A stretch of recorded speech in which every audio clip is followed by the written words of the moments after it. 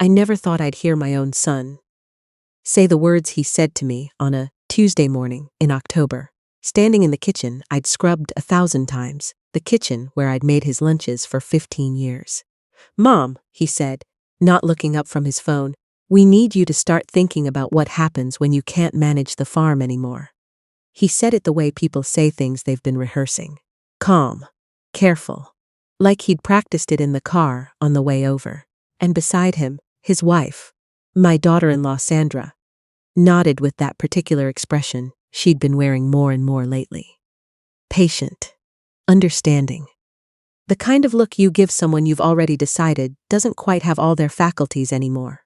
I want to tell you what happened next, but before I do, please take a moment to like this story and subscribe if you believe a woman has the right to decide her own future. And tell me in the comments, what would you have done if someone you loved treated your home like it was already theirs? The farm on Clover Ridge Road has never been impressive from the outside. 43 acres of Georgia red clay. A white clapboard house with a wraparound porch. 2 barns that lean slightly in opposite directions, like old men who've been arguing for decades. And a pecan orchard my late husband Raymond planted the year our son was born.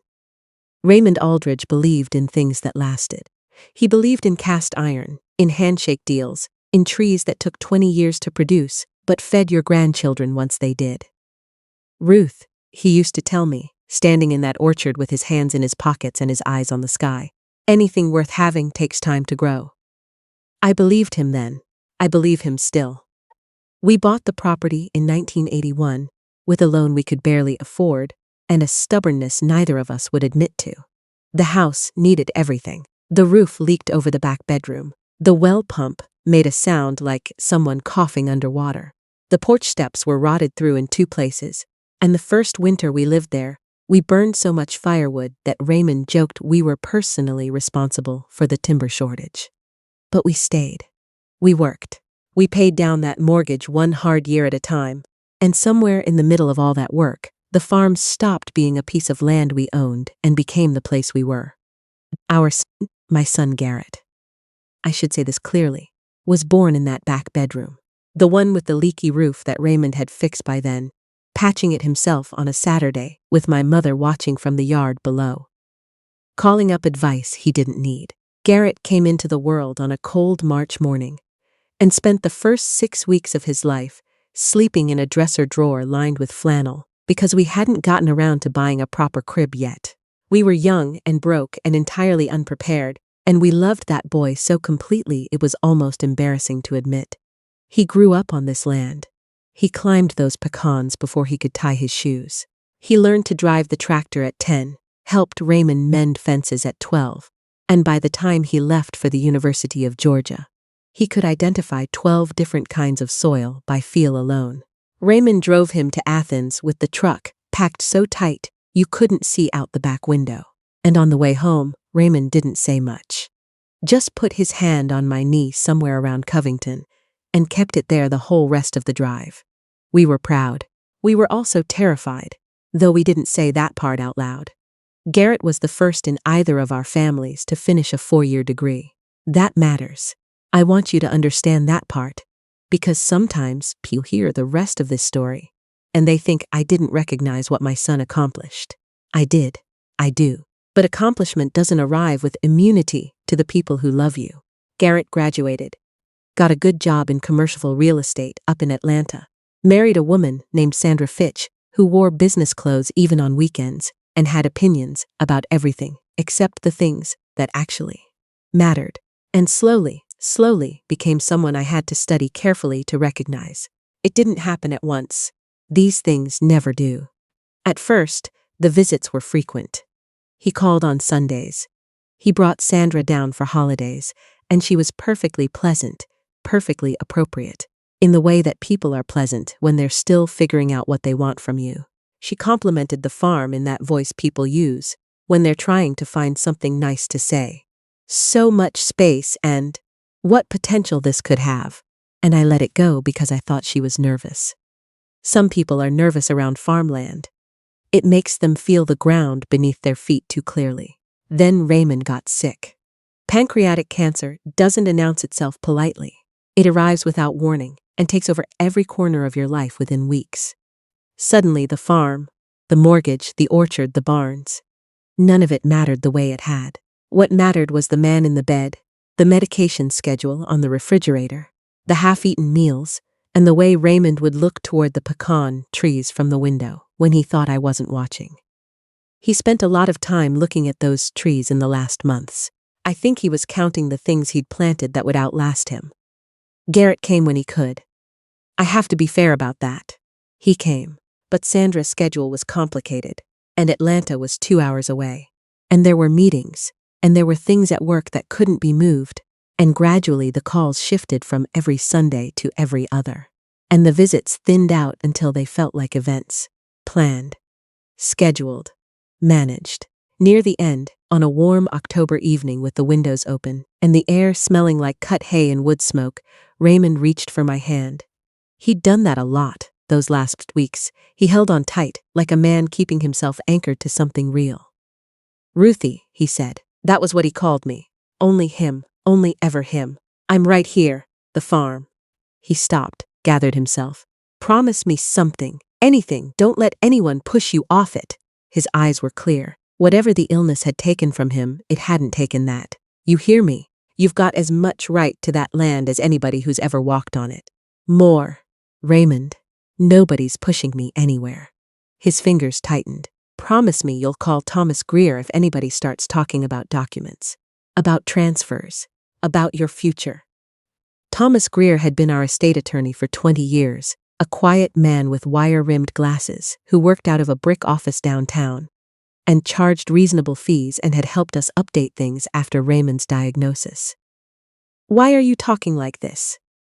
Raymond looked at me for a long moment. Then he said, quietly, because love doesn't always stay love. Sometimes it changes into something else, and you deserve to know the difference. He died 19 days later. The grief of losing a husband you've built a life with is something I can't fully explain, even now. It doesn't come all at once, and it doesn't follow a schedule, and it doesn't care whether you have chores to do or whether the pecan harvest is behind schedule. It arrives the way weather does, at strange hours, in unexpected places, and you learn to carry it because there's no other option. Garrett and Sandra came for the funeral. They stayed for a week. Sandra organized things that didn't need organizing, and Garrett hugged me too carefully, the way you hug someone fragile. I noticed, but didn't say anything because grief is not a good time for honest conversations. Grief is a time for getting through the day. What I didn't know, what I couldn't have guessed, was that while I was learning to sleep on my side of a bed that felt suddenly enormous, Sandra was quietly noticing things. The acreage, the pecan orchard's proximity to a proposed highway development, the property values shifting in our county as Atlanta's sprawl continued south, and the farm itself sitting on 43 acres of land that a retired couple from Buckhead would find charming, or a developer would find opportune, depending on who you asked. I didn't know any of this yet. I only knew that when they left, the house felt hollow, and I was relieved to be alone in it. The suggestion came 8 months after Raymond died, on a Sunday afternoon, when they appeared unannounced with overnight bags and a cheerful energy that made me suspicious immediately, because Sandra is not a spontaneous person. We've been worried about you out here alone, Garrett said, sitting at my kitchen table, with his hands folded the way he used to fold them before difficult conversations, even as a teenager. I'm not alone, I said. I've got 43 acres and a dog. Sandra laughed. The laugh she uses when she's pretending something is charming. Ruth, we just want to help. You're doing so much by yourself. I looked at my son. I've been doing it by myself for a long time. That's exactly the point. He leaned forward. Mom, what if we came and stayed for a while? Just to help. Just until you're settled. The word settled is a particular kind of dishonesty. It implies you're unsettled, which implies you need settling, which implies someone else knows better than you do where you belong. But I said yes, because Garrett was my son, and the farm was quiet at night. And 64 years old is not ancient, but it is lonely. And sometimes loneliness wins the argument your good sense is trying to make. They arrived on a Saturday in June with 2 cars and a rented trailer and more furniture than should fit in a farmhouse. Garrett carried boxes, Sandra directed. Their 17-year-old, my granddaughter Lily, a quiet girl with her father's eyes and, I would come to learn, her father's conscience, stayed close to me, helping me carry things in from the garden, asking questions about the pecan trees in a way that reminded me so much of Garrett at her age that it hurt. "Grandma," she said that first afternoon, sitting on the porch steps with me while Sandra reorganized my kitchen inside. "Is it okay that we're here?" The question startled me. Children that age don't usually ask it. "Of course," I said. "Why?" She looked toward the screen door, through which we could hear Sandra opening and closing cabinets with a proprietorial efficiency that was already giving me a headache. "I just want to make sure you want us here, not just—" She stopped. "Not just that I said yes?" I offered. She nodded. I looked at her for a moment. "I want you here, Lily." She seemed to exhale something she'd been holding for a while. And in retrospect, I think she already knew things she couldn't say yet. The early days were almost convincing. Garrett fixed the leaking pipe under the kitchen sink. Sandra cooked dinner 3 nights in a row and insisted I sit down while she served.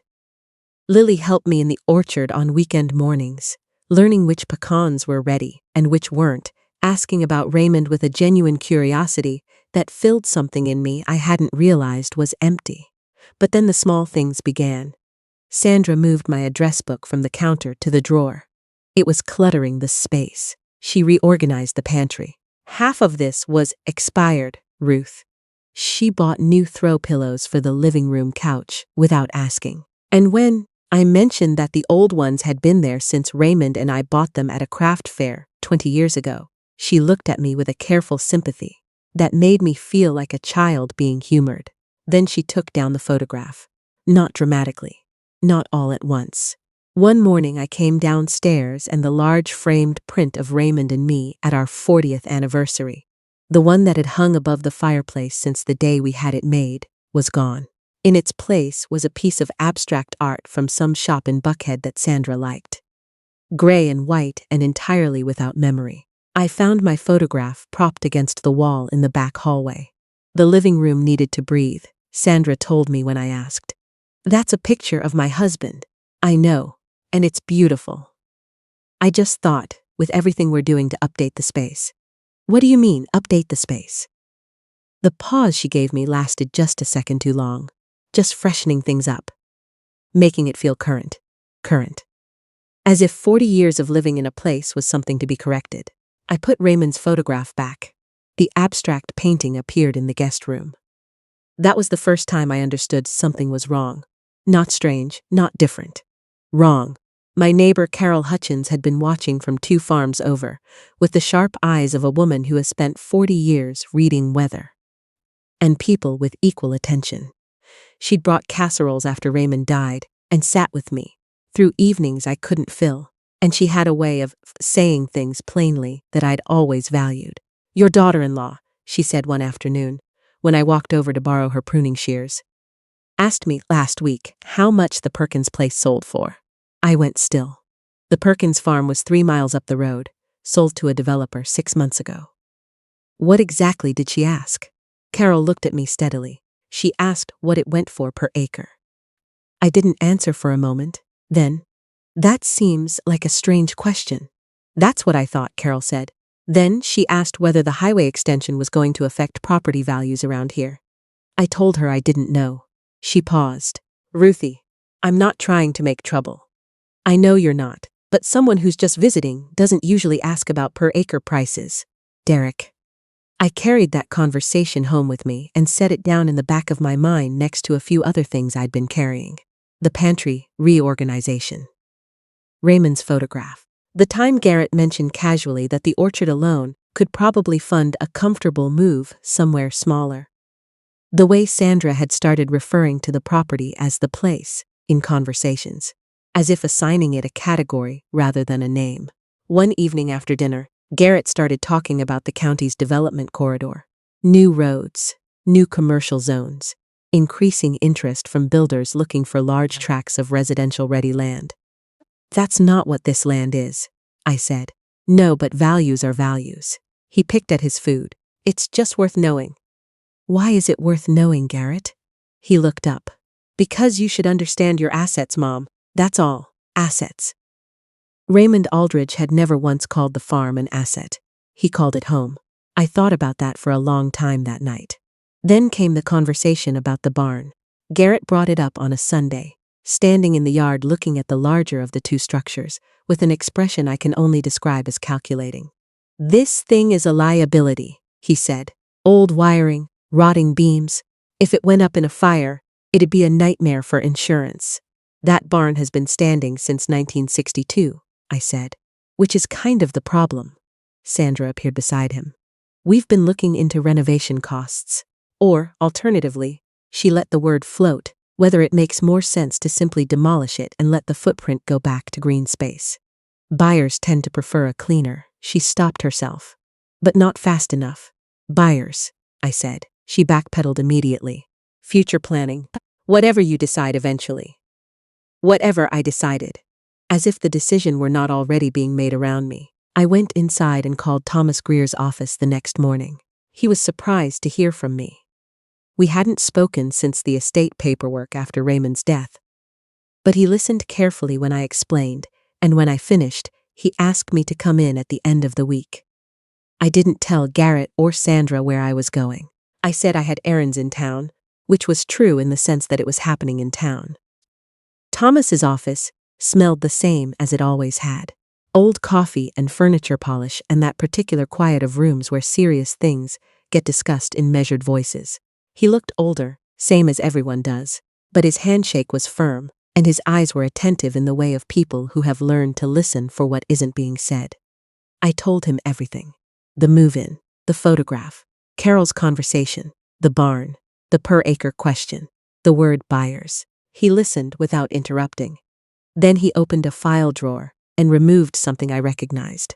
Raymond's estate folder. I had signed things from it in the weeks after he died. I hadn't read them carefully because I had been incapable of reading anything carefully at that time. Ruth, Thomas said, setting the folder on his desk. Raymond came to see me about 18 months before he died, before the diagnosis. I think on some level he sensed what he wanted to protect. My throat tightened. What did he do? Thomas opened the folder and pushed a document toward me. He established a revocable living trust, and then converted it to an irrevocable structure specific to the farm property. What that means in practical terms is this. He touched the page. The farm cannot be sold, transferred, refinanced, or otherwise disposed of without your direct, witnessed consent and independent legal review.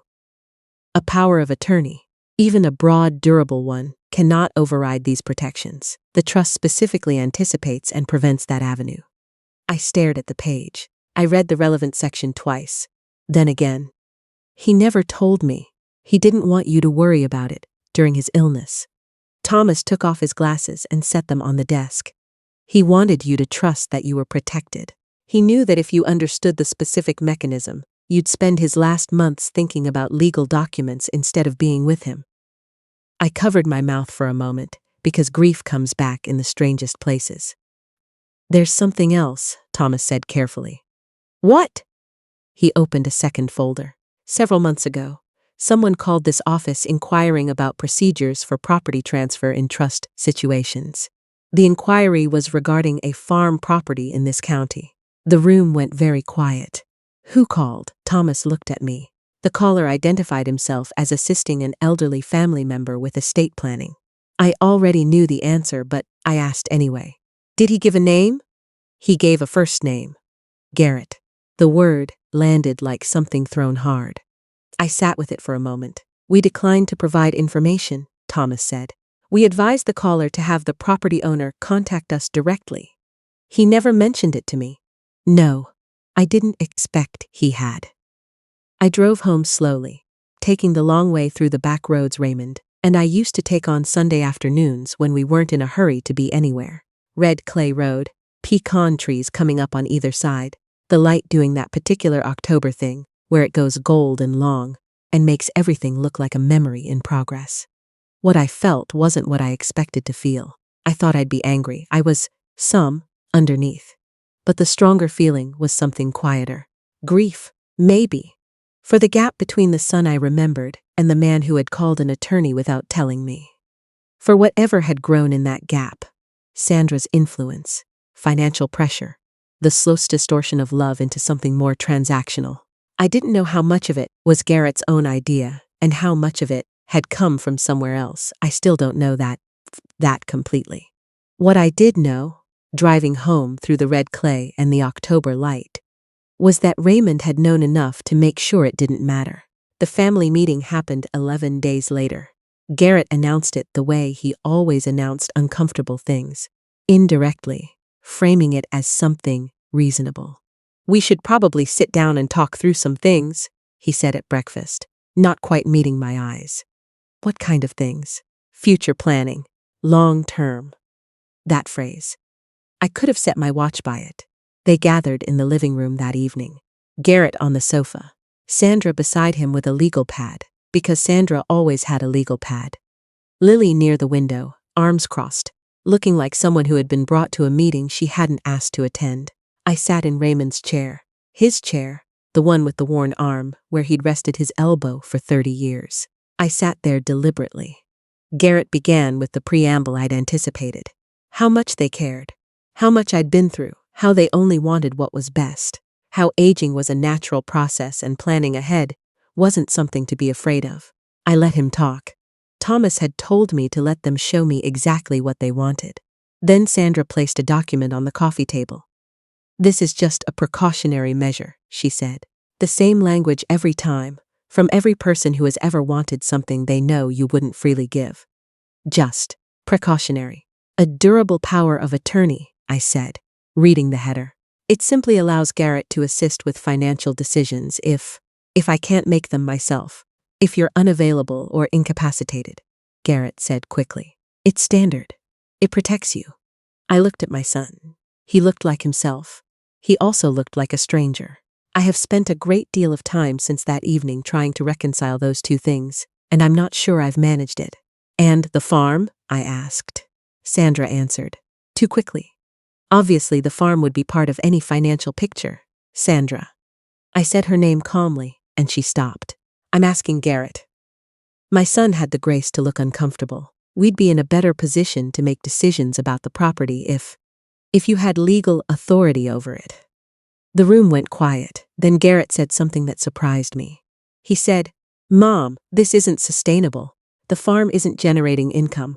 The maintenance costs are significant. And he paused. "I'm what?" "You're 64 years old and you're alone on 43 acres. "I'm also the owner of 43 acres, I said. "Which I paid for. Which your father paid for. Which neither of you has ever contributed one mortgage payment toward." Sandra inhaled sharply. Garrett looked stung. "Good. Some truths need to sting."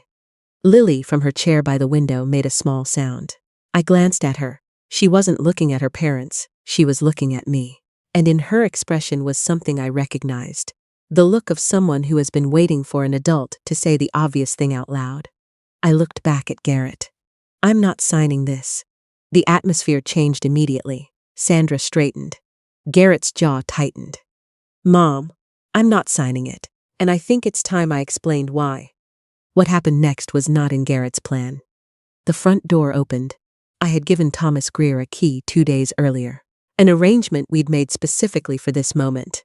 And Thomas walked in with his briefcase and his wire-rimmed glasses and the steady, unhurried manner of a man who has seen every variety of family difficulty and remains unimpressed by all of them. Sandra stood immediately. "Who?" "Thomas Greer," he said pleasantly. "I've been Ruth's attorney for 20 years. She asked me to join this conversation." Garrett went very still, the stillness of a man doing rapid calculations. Thomas set his briefcase on the side table, opened it and removed a folder. He didn't rush. He never rushed. "I want to explain the current legal structure of this property," he said, addressing the room the way someone addresses a room when they want everyone in it to understand something clearly.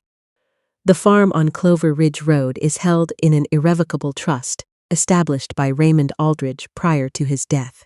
The terms of that trust are specific and non-negotiable. Sandra looked at Garrett. He was watching Thomas. The property cannot be sold without Ruth's direct, witnessed consent following independent legal review.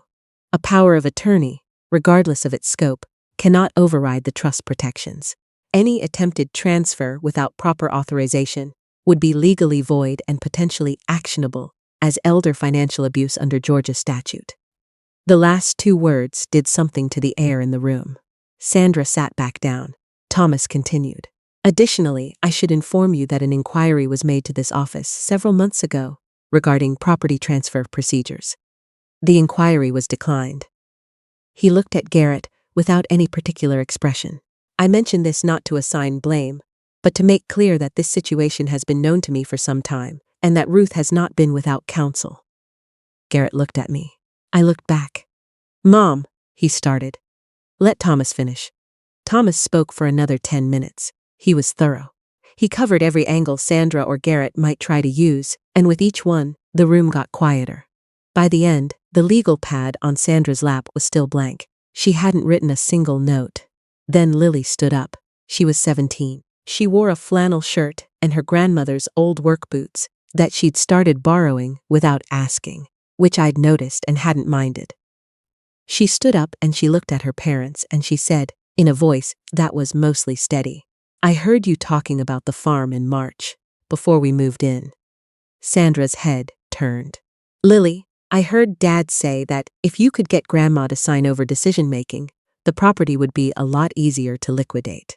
Her voice cracked slightly on the last word, like she'd practiced it but hadn't managed to make it comfortable. And I heard Mom say she thought Grandma would go along with it if she felt like we were helping her. The silence was absolute. Garrett opened his mouth, closed it. I'm sorry, Grandma, Lily said to me directly. I should have said something sooner. No. I stood and crossed to her and held her by the shoulders. You said it when it needed to be said. Sandra was very pale. Lily, that's not. You misunderstood. I don't think I did. Lily's voice had stopped cracking. I know what liquidate means. Garrett said nothing for a long moment. Then he set down the power of attorney document and rubbed his face with both hands. When he looked up, he looked exhausted in a way that was different from his usual controlled exhaustion. Genuinely tired, like a man who had been carrying something heavy for a long time and wasn't entirely sure he'd wanted to carry it in the first place. Sandra, he said. She looked at him. We need to stop. The expression on her face was difficult to read. Anger, maybe. Frustration. Something that might have been relief. Thomas gathered his papers and made his quiet departure shortly afterward. He shook my hand at the door and didn't say anything extra because Thomas Greer is not a man who says things for the sake of them. That night, after Garrett went to bed and Sandra did whatever Sandra did, alone in the room she'd made her own, Lily sat with me on the porch. The October air was cool and smelled like wood smoke, and the end of things and the beginning of things simultaneously, the way fall does. The pecan trees were shadows against the dark. I could hear the creek that ran along the east edge of the property, the one Raymond always said he could hear from the bedroom window on quiet nights. Grandma, Lily said. Yeah. Was Grandpa Raymond really as good as you make him sound? I thought about it. Really thought, not the polished version. Raymond at 29, stubbornly repointing the chimney in August when any rational person would have waited for October. Raymond losing his temper over a tractor part, and then feeling terrible about it for 3 days. Raymond crying exactly once in our 41 years, at Garrett's college graduation, and pretending afterward that he hadn't. He was good the way real people are good, I said. Not perfectly, but genuinely. Lily was quiet for a while. Then, I think my dad used to be more like that. The sentence reached something in me I hadn't expected. He still is, underneath. Do you really believe that? I looked at the dark outline of the pecan trees, Raymond's trees. Yes, I just think he got scared and made decisions from the scared place instead of the good place. I paused. That's something people can come back from. She didn't answer, but she stayed on the porch with me for another hour, and that was its own kind of answer. The following days were painful in the way that necessary things often are. Garrett and Sandra had several conversations that I was not part of and did not try to be. Lily came to the orchard with me in the mornings. Whatever was happening inside the house, she kept coming to the orchard. On the fourth day, Sandra came to find me while I was on the porch. She sat down without asking, which was new. She'd always moved through the space as though she owned it, without the courtesy of asking. But this sitting down felt different. Less claiming, more arriving. She looked at her hands for a moment. Then she said, "I told Garrett the property idea was actually mine." I looked at her. We both wanted it. But I'm the one who researched the market. I'm the one who found the development projections. She exhaled. I think I convinced him it was the smart thing to do. Are you telling me this to apologize? She thought about it. Yes. And also because I think I need to hear myself say it out loud. She paused. We have significant debt. That's real. And I convinced myself that because the need was real, the method was acceptable. It was more honesty than I'd expected from her. I didn't rush to fill the space. The method wasn't acceptable, I said finally. I know. We sat in silence for a while. Not comfortable silence, but not hostile either. The silence of two people deciding what to do with a truth that's been laid down between them. Are you going to leave? I asked. Sandra looked up. I think so. For now. She looked toward the orchard. I think Garrett needs to figure out who he is when I'm not the one making the plans. It was a remarkably clear-eyed thing to say. And Lily? I asked. For the first time in all the months she'd been in my house, something genuinely soft crossed Sandra's face. She can stay if she wants to. Honestly. She stopped, then finished. I think being here has been the best thing for her. Garrett came to me on the morning they packed the car. Sandra was loading things. Lily was in the orchard, she said, getting one more look at the trees before she had to leave. He stood in the kitchen doorway in the same spot he'd stood at 8 years old waiting for permission to go outside. I don't know if he knew that. I do. I'm sorry. Mom. He said it simply without decoration. I know you are. I got turned around. He looked at his hands. I told myself I was looking out for you. And then somewhere it became something else. Fear does that, I said. It dresses up like practicality. He looked at me for a long moment. His father's eyes still. Whatever else had changed in him, that hadn't. The farm is yours, he said. It always was. I know that. Yes, I said. It was. And it is. He hugged me before they left. Longer than he had in years. Not carefully. Not as if I were fragile. The way you hug someone when you mean it. Lily was the last one out. She stood on the porch steps and looked at the pecan trees for a moment the way Raymond used to. Then she turned and hugged me tight and whispered, I'll be back in the summer. If that's okay. That's more than okay, I said. They pulled down the driveway, and I watched until the truck was gone past the first curve. And then I stood alone on the porch of the house I have lived in for more than 40 years, and listened to the particular quiet of a farm in October. Wind in the pecan leaves. The creek running. Somewhere to the south, a tractor working someone else's field. I went inside and put Raymond's photograph back above the fireplace, where it belongs. Carol came over that afternoon with coffee, and the good sense not to ask too many questions. We sat on the porch and drank our coffee, and watched a red-tailed hawk work the field at the edge of the orchard, and after a while Carol said, You doing all right? Getting there. She nodded. Good enough. In the weeks after, the farm found its rhythm again. Thomas updated some paperwork at my request. Everything clear. Everything documented. No assumptions. Garrett called on Sunday, which I hadn't expected so soon. We talked for 20 minutes, careful at first, and then less careful. And somewhere in the middle of the conversation I heard something that had been missing for a while. My son, talking to his mother. Not performing, not managing, just talking. Lily texted photographs from the school play. Then from a geography project about soil conservation, which made me laugh and forward immediately to Carol. One evening near the end of November, I walked out to the pecan orchard at dusk. The trees had lost most of their leaves. The last light was going gold behind the western tree line, the way Raymond always loved. I stood in the row he'd planted the year Garrett was born, and put my hand on the bark of the oldest tree. You were right, I said. About most things. No answer, of course. But the wind moved through the branches in a way I chose to interpret generously. The farm is mine. Not because I fought for it, though I did. Not because Raymond protected it, though he did. But Because 43 years of living on a piece of land and loving the people you shared it with and working it until your hands knew every corner of it. That is not something a document can fully capture, and it is not something anyone can take from you. Sandra wanted to see potential. Derek wanted to see opportunity. What they both missed, and what Raymond understood from the beginning, is that some things aren't waiting to become something else. Some things already are exactly what they're supposed to be. And if you are a parent watching this, if you own property, if you have children you love and trust completely, please hear this. Trust isn't the same as vulnerability. You can love your family deeply and still protect what you've built. Those two things are not in conflict. Raymond knew that. Now I know it too. If you were in my position, would you have let Garrett back in after everything? Tell me in the comments. I genuinely want to know what you think. And if this story meant something to you, please like this video and subscribe to the channel. Let me know where you're watching from and what time it is there right now. Thank you for spending this time with me. Your presence here matters more than you know.